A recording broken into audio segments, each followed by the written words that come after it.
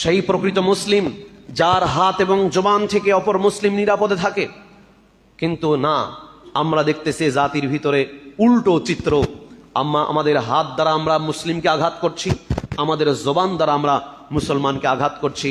বিশেষ করে বর্তমানে নির্বাচনী পরিবেশের কারণে এবং মিডিয়ার মাধ্যমে আমরা দেখতে পাচ্ছি যে কি নোংরা, কি জঘন্য পরিবেশ এই মুসলিম জাতির ভিতরে বিরাজ করছে। এই গণতন্ত্রের রাজনীতি করতে গিয়ে এই মুসলমানরা একেবারে দিশেহারা, পাগলপাড়া। এরা মনে হচ্ছে যেন হিতাহিত জ্ঞান পর্যন্ত হারিয়ে ফেলেছে। কখন কে কাকে গালি দিচ্ছে, কে কাকে আঘাত করছে, মানে হযবরল অবস্থায় জাতির ভিতরে একে অপরকে গালি দিচ্ছে।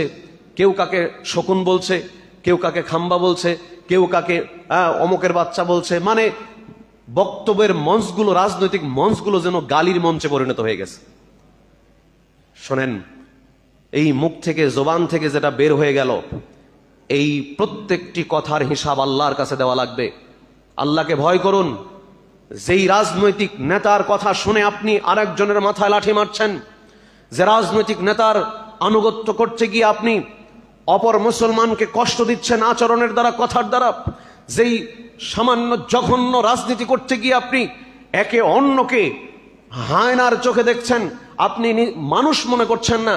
আপনার দলের বাহিরেও ভিন্ন মতাবলম্বী অন্য দলের যারা, তাদেরকে আপনি অন্যদেরকে আপনি মানুষ মনে করছেন না।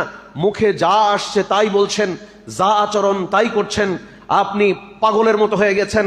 আপনি দুনিয়ার এই সামান্য স্বার্থে পড়ে আপনার নিজের আমল ইমানকে বরবাদ করছেন।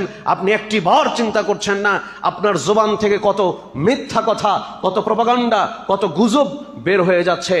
আজকে ফেসবুক, ইউটিউবে যেমন গুজব, মিথ্যা অপবাদের ঝড়, তেমনি একেবারে অফলাইনে সাধারণভাবেই মঞ্চ ময়দানে চলছে মানুষ, মুসলমানদের এই আদর্শ। এত নোংরা, এত নীচ, এত হীন, এত খারাপ চরিত্রের মুসলমান, তা আজ নিজেদের এই রাজনীতি করতে গিয়ে তারা প্রকাশ করছে। এক একজন প্রতিযোগিতা করছে কে কাকে বেশি গাল দেওয়া যায়, কে কাকে বেশি ভর্ৎসনা করা যায়, কাকে মারা যায়, কাকে ধরা যায়। এই নোংরা রাজনীতির খেলা এই বাংলার জমিনে যুগ যুগ থেকে চলে আসছে।